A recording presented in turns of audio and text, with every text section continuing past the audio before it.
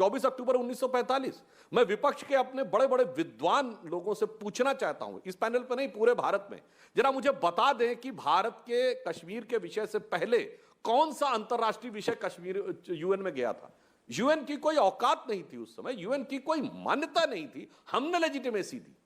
2 साल हुए थे सिर्फ यूएन को बने हुए, कोई अंतरराष्ट्रीय कॉन्फ्लिक्ट बता दिया जाए जो कश्मीर से पहले हम वहां लेके गए। तो यह भी कभी कभी हो जाता है कि अंतरराष्ट्रीय स्तर पर हमने भारी भारी गलतियां की। चीन से तो हमारा सीमा ही नहीं लगती थी, चीन हमारा पड़ोसी नहीं था, हमारा पड़ोसी तिब्बत था। तिब्बत चीन का है मानने को कोई तैयार नहीं था। 1955 में इंडोनेशिया में बांडुंग कॉन्फ्रेंस में नेहरू जी ने वीटो कर दिया कि यदि आप चीन को नहीं बुलाएंगे तो हम बहिष्कार कर देंगे।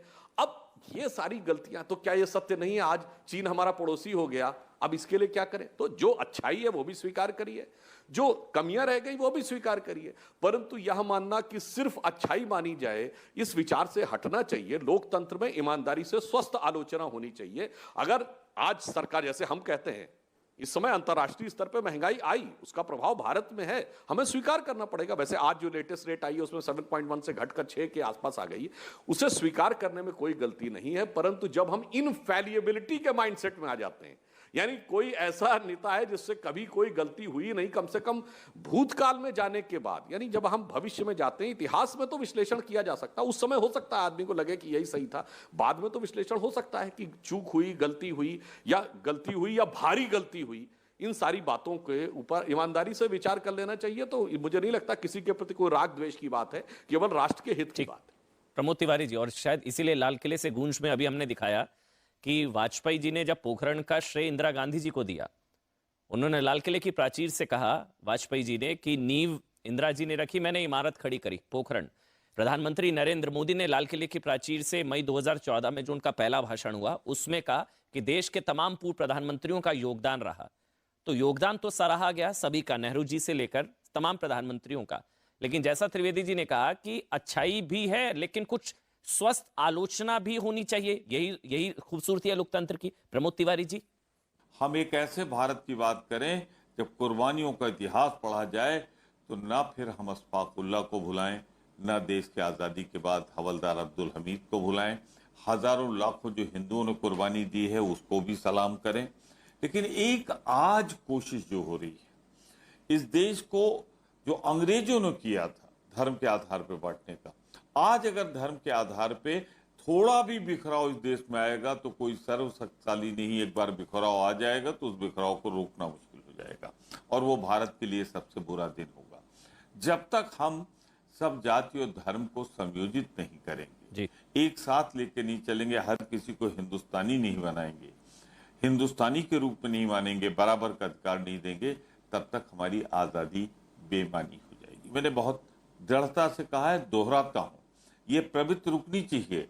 15 अगस्त 1947 को देश आजाद हुआ था, 2014 में देश नहीं आजाद हुआ है।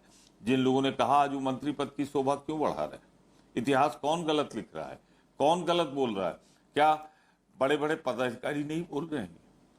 मैं नाम नहीं लेना चाहता, ये एक अच्छी चर्चा है। मैं सिर्फ इतना कहना चाहता हूं, आइए हम सब मिलकर, सुधांशु जी, त्यागी जी, एक ऐसे भारत का निर्माण करें जो दुनिया का सर्वाधिक शक्तिशाली आत्मनिर्भर भारत हो, जो सपना नेहरू ने देखा था, इंदिरा जी ने देखा था, राजीव जी ने देखा था और महान अटल बिहारी वाजपेयी ने देखा था। कहीं ना कहीं अटल जी का वो अब मिसिंग है मौजूदा सरकार में, ये फिर लाना चाहिए। हमें मत आदर्श मानिए, अपने आदर्श को आदर्श मानिए। ये इन्हीं शब्दों के साथ मैं इतना जरूर कहना चाहता हूं, भारत आने वाले दिनों में कैसा होगा ये आज हम तय करेंगे और इसके लिए हम सबको एक होना पड़ेगा। यही आरोप बीजेपी लगाती है कि जब आप नाम लेते हैं प्रधानमंत्रियों का तो शास्त्री जी का योगदान आप भूल जाते हैं, नरसिम्हा राव का योग, यही आरोप बीजेपी लगाती है। सर, नाम तो मैंने लाल बहादुर शास्त्री, नाम तो नरसिंह राव जी का छूट गया, शास्त्री जी का छूट गया जी, नाम तो छूट गए मनमोहन सिंह जी के, नाम तो छूट गए तमाम। नाम जब बात हो रही थी विषय नेहरू का था, हमने अटल जी का नाम लिया, हमने नाम लिया जब शुरू में हुआ मनमोहन सिंह जी के उदारवाद का, और अटल जी का पहली बार भी लिया, दूसरी बार भी लिया। तो अब ये सबका अब हम 1996 से 98 के बीच का देखने लगे कि 2 प्रधानमंत्री में गुलजार जी भी हुए, गुजराल जी भी हुए और हमारे कर्नाटका के प्रधानमंत्री हुए वो देवेगौड़ा। जो मुख्यमंत्री थे उस समय, तो ये तमाम चीजें हैं, इस पर न जाइए। सबका जो कहा है अभी त्यागी जी ने, मैं उसमें जोड़ता हूं कि सबका कुछ न कुछ योगदान रहा है, सबने मिलकर भारत बनाया है और तभी भारत मजबूत और सशक्त हुआ है। मैं सिर्फ ये जरूर कहना चाहूंगा कि जब कमतर करके, नेहरू मेरे आदर्श हैं, आइडियल हैं करोड़ों भारतवासियों के, उन पर जब हमला होता है उनसे कुछ नहीं करते, उन्हीं के गृह मंत्री सरदार पटेल से उनकी तुलना करके नेहरू को छोटा करने की कोशिश करते। सरकार तो ना करे, सरकार का वो दल तो ना करे जो सत्तारूढ़ दल है। ये मेरे कहने का आशय था। आपको भी शास्त्री जी का जय जवान जय किसान का जो नारा था, जिस तरीके से उन्होंने पाकिस्तान से एक ऐसा युद्ध किया जिससे भारत का सर ऊंचा हुआ, छोगल लहर तक हम पहुंच गए थे, तो उनके योगदान को नहीं भुलाया जा सकता। मैं ये बहुत विनम्रता से कहना चाहता हूं, शास्त्री जी महान थे, महान है। मैंने जिक्र किया था, शायद आप भूल गए, कि सोमवार को नारा दिया था उन्होंने कि एक दिन का उपवास रखो। मैंने शास्त्री जी का जिक्र किया था। केसी त्यागी जी, जो सुधांशु त्रिवेदी ने कहा कि योगदान को कोई कम करके नहीं आंकड़ा, लेकिन हाँ स्वस्थ आलोचना भी जरूरी है। कश्मीर को यूएन तक ले जाना, उसका बार बार जिक्र अभी बीजेपी करती रही, अभी सुधांशु जी ने किया। या 62 में हिंदी चीनी भाई भाई और उसके बाद वो चीन ने किस तरह से घुसपैठ की, फिर 43,000 वर्ग किलोमीटर की जमीन चीन के पास चले जाना, 38,000 और 5,000 वो जो अक्साई चिन्ह। तो ये सारी चीजों का जिक्र क्या योगदान को कम करता है, या इन चीजों की बात नहीं होनी चाहिए? केसी त्यागी जी।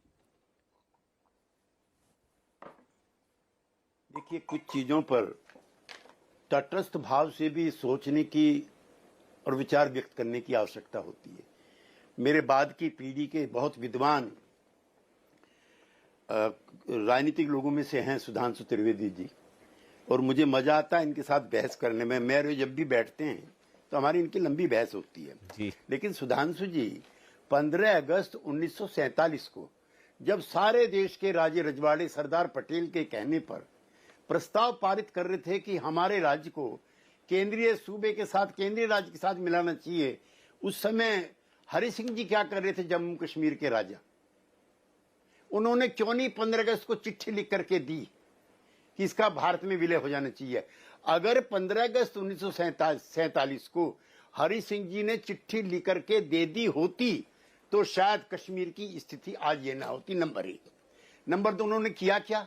उन्होंने 5 सूत्री प्रोग्राम दे दिया पंडित जवाहरलाल नेहरू को, और 5 सूत्री दे दिया लियाकत अली खान को, जो पाकिस्तान के प्रधानमंत्री थे, कि किस तरह से इसको स्वायत्त रख करके एक संघ के रूप में लिया जा सकता।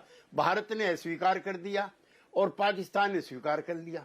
कैसी अजब स्थिति हो गई होगी, आप कल्पना करो। नंबर 1। नंबर 2, जो उसकी भूमिका है शेख अब्दुल्ला की, ये मुस्लिम मेजोरिटी स्टेट था। शेख अब्दुल्ला ने जवाहरलाल के साथ खड़े होकर के लाल चौक पर कहा था कि नहीं, हमें गांधी और नेहरू पे यकीन है, हम जुम्ना के थियोक्रेटिक स्टेट में नहीं जाएंगे, हम जवाहरलाल और महात्मा गांधी के सेकुलर स्टेट में रहेंगे। तो उनकी भूमिका को भी नजरअंदाज नहीं करना चाहिए।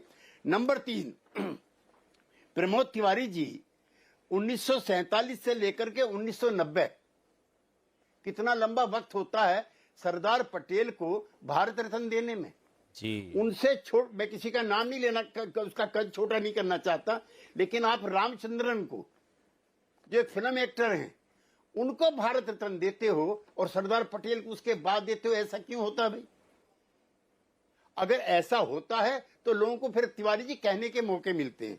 तीसरा, मेरे मित्र ने सवाल उठाया ये इसका बांडुंग कॉन्फ्रेंस का, तो उसका मैं जरूर जिक्र करना चाहता हूं कि 1947-48 के बाद भारत के और चीन के आजाद होने के बाद 2 दुनिया बट गई। एक अमेरिका की दुनिया थी, एक रूस की दुनिया थी। भारत ने इन दोनों दुनियाओं से अलग रहने का प्रयास किया, और मैं निसंदेह तारीफ करना चाहूंगा जवाहरलाल नेहरू की, जिनके नेतृत्व में गुट निरपेक्ष नीति बनी, जिसकी पहली कॉन्फ्रेंस, जिसका जिक्र बांडुंग का किया है मेरे मित्र ने, वहां पे हुई। तो वहां पर हिंदुस्तान को सीटों का मेंबर बनाने के लिए डले साहब आते हैं, जो विदेश मंत्री हैं 1952 में। जवाहरलाल कहते हैं मुझे किसी मुल्क का नहीं बनना। पाकिस्तान बन जाता है उसका नाटो का सीटों का मेंबर, जिसका बादशाह अमेरिका है। और सुधांशु जी 1971 में मत भूलिए, ये अमेरिका ही है जिसके हम लोग कई गीत भी गाते हैं और उसकी विदेश नीति की भी आजकल बड़ी प्रशंसा होती है, जिसने बांग्लादेश बनने से रोकने के लिए हर संभव प्रयास किए। And it was Soviet union, जिसकी मित्रता की वजह से, जिसकी संधि की वजह से बांग्लादेश आजाद हो पाया। अब हमारा जो अमेरिका प्रेम है, हमारा जो रूस के प्रति प्रेम नहीं है, उसको इतिहास के उस दृष्टि से नहीं देखना चाहिए। याद रखना चाहिए कि किस तरह से अमेरिका 30-40 साल तक भारत के विरुद्ध रणनीति बनाने में पाकिस्तान की मदद करता रहा। ठीक सर, एक आखिरी कमेंट त्रिवेदी जी, मुझे वाइंड अप करना है। एक आखिरी कमेंट, 1 मिनट का, सिर्फ 1 मिनट का त्रिवेदी जी, समय का थोड़ा सा अभाव है। 1 मिनट का कमेंट कि पटेल से तुलना करके नेहरू को कम करते हैं। पटेल भी कांग्रेसी, लेकिन पटेल का महिमा मंडन और तुलना करके नेहरू को कम आंकते हैं। 1 मिनट का कमेंट जल्दी से त्रिवेदी जी, लास्ट। मैं ज्यादा, अगर समय कम है तो मैं सिर्फ इतना बताना चाहता हूं, 15 अगस्त 47 को देश आजाद हुआ, 2014 को नहीं आजाद हुआ।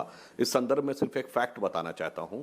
लंदन के द गार्डियन अखबार ने 18 मई 2014 को लिखा कि 16 मई 2014 का दिन भारत के इतिहास में एक दूसरी आजादी के दिन के रूप में देखा जाना चाहिए। क्यों? उसने लिखा क्योंकि आजादी के बाद लंबे समय तक वह विचार, वो मानसिकता, वो व्यवस्थाएं रही जो ब्रिटिश कॉलोनियल राज की लीगेसी थी। पहली बार एब्सोल्यूट सत्ता एक ऐसे विचार के हाथ में आई है जो पूर्णता भारतीय है। मान्यवर, ये हम नहीं कह रहे हैं, ये उस जगह पे कहा गया जिसने हम पे हुकूमत की और जिस धरती पे जाकर अभी कुछ दिन पहले राहुल गांधी जी ने ज्ञान दिया था कि भारत की अर्थव्यवस्था ठीक नहीं थी, जहां मनमोहन सिंह ने जाके कैम्ब्रिज में 2006 में डिग्री लेते हुए अंग्रेजों की प्रशंसा की थी। मैंने सिर्फ एक फैक्ट रखा। दूसरा मैं कहना चाहता हूं, यह बात बिल्कुल सही है जो उन्होंने बात कही 1947 की, तो सर यह भी सही है। पहली बात, अगर शेख अब्दुल्ला आना चाहते थे तो उन सारी बातों का यूएन ले जाने से क्या लिंक था? और दूसरा कारण यह था कि 1946 में शेख अब्दुल्ला ने महाराजा हरि सिंह के खिलाफ आंदोलन चलाया था। जब वो अरेस्ट कर दिए गए तो नेहरू जी ने अंतरिम सरकार के प्रधानमंत्री के रूप में महाराजा हरि सिंह को न सिर्फ दबाव डाला, वो स्वयं कश्मीर गए भी, और उस समय महाराजा हरि सिंह ने उनको अपने हाउस में रोक दिया था, जाने नहीं दिया था। और फिर प्रस्ताव यह रखा कि शेख अब्दुल्ला को सदर रियासत बना दे, यानी कोई व्यक्ति अपने दुश्मन को सदर रियासत बना दे जिसको जेल में रखे हैं और खुद सामान्य हो जाए। इस ढंग की बहुत सारी विचित्र बातें, अब छोड़िए उन इतिहास की बातों। मैं सिर्फ ये कहना चाहूंगा कि स्वतंत्रता को सार्थक करने कमर कसें, बलिदान करें, जो पाया उसमें खो न जाएं, जो खोया उसका ध्यान करें। बहुत बहुत धन्यवाद सुधांशु त्रिवेदी, केसी त्यागी और प्रमोद तिवारी। आप तीनों को स्वतंत्रता दिवस और आजादी के अमृत महोत्सव की बहुत बहुत शुभकामनाएं और बहुत बहुत बधाई। बहुत बहुत धन्यवाद सर आप तीनों का।